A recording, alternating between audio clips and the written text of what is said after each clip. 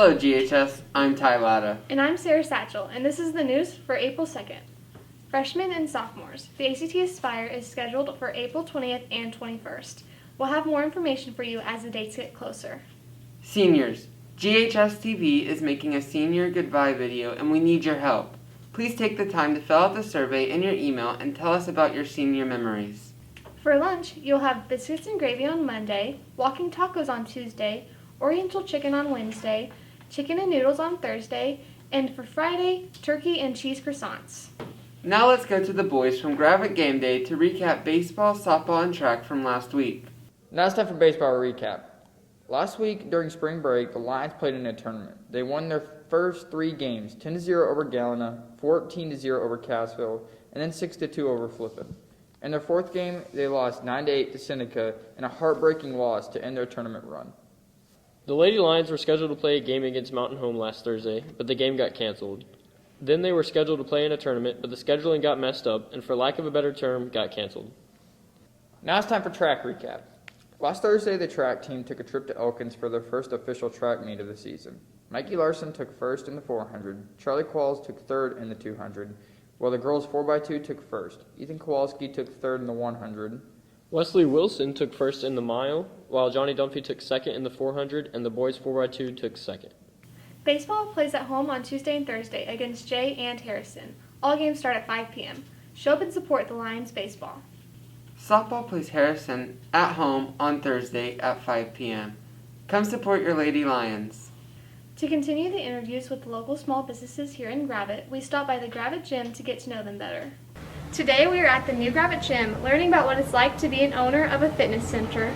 The gym itself has been in existence on downtown Main Street, Gravid for 10 years or longer. And 3 years ago, the owner, Les Brittle, and his wife were asked to take over the business. Wanting to contribute to the community, they purchased the gym themselves in August 2020 and began renovating the location they are at now. Within the last month of being open at this new location, they have over doubled their memberships and plan to keep expanding as they are reaching more and more of their goals. In the future, we're looking to continue expanding. We have a large free weight area with the squat racks and the deadlifts section. We've got a very large machine section. We are going to be adding very many more cardio pieces. 8 more treadmills are on the way shortly. We will be adding more flooring and machines. We're going to start trying to add a section for more of the CrossFit style preference of people. So since we're the only gym around right now, we're trying to make it very versatile and cater to each individual preference. It is located right across from the Gravid Post Office. Make sure to join and get your fitness on. Memberships for students and teachers are $20 a month. Go check it out. Last October, I had the privilege of interviewing third-party candidates running for president. Now, in order to help us get to know our local and state representatives, I'll be interviewing our elected officials here in the state of Arkansas. So, hello, how are you? Doing great. Thank you for coming out here to visit with me. Of course. So, can you give me an update on the current legislative session? It's different this year with COVID. I would say the biggest drawback I found this year is, this session, is trying to get the constituent input, because we need their involvement and their input, because obviously I'm there to represent their interests. All right, so how long have you been in public office? 2018 session was my first session, and then this is now my second session here. I was reelected again in 2020.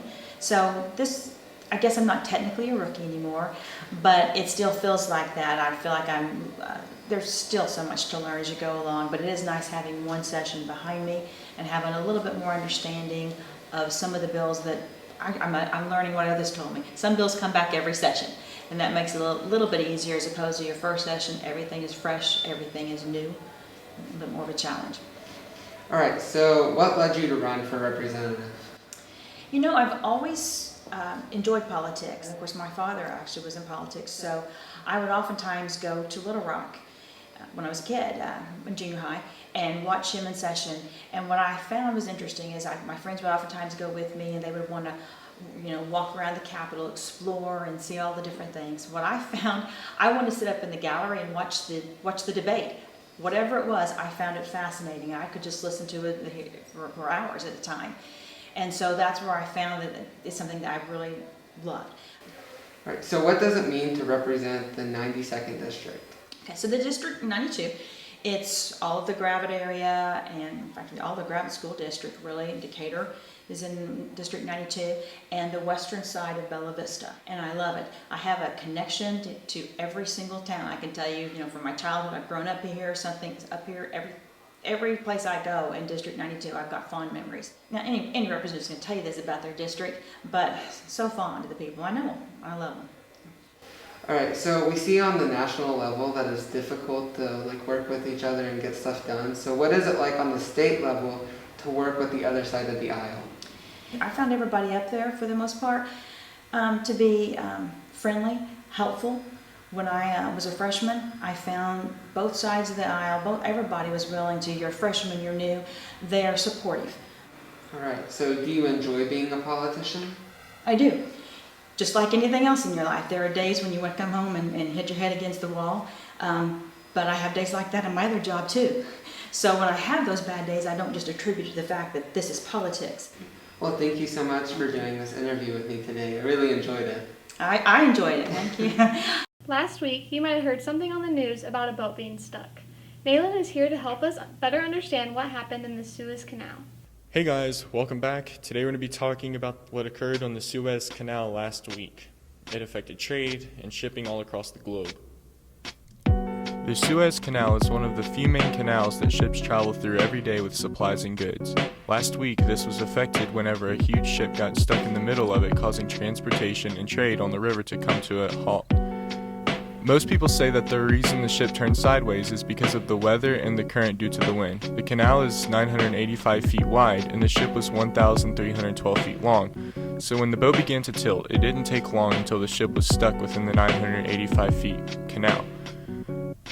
While most people are saying it was the weather and high winds, others say that it occurred due to technical issues within the ship or human error. Over 360 ships were held back, affecting many companies, countries, and trading. Some ships diverted to the African route in order to get to where they needed. After all of the trouble, finally on March 29th, after using tons of tugboats, dredgers, and cranes, workers were finally able to get the ship free and back on track. All in all, the ship was going to be free at one point or another. It was just a matter of how long it was going to take in order to do so. What occurred affected the world and our trade.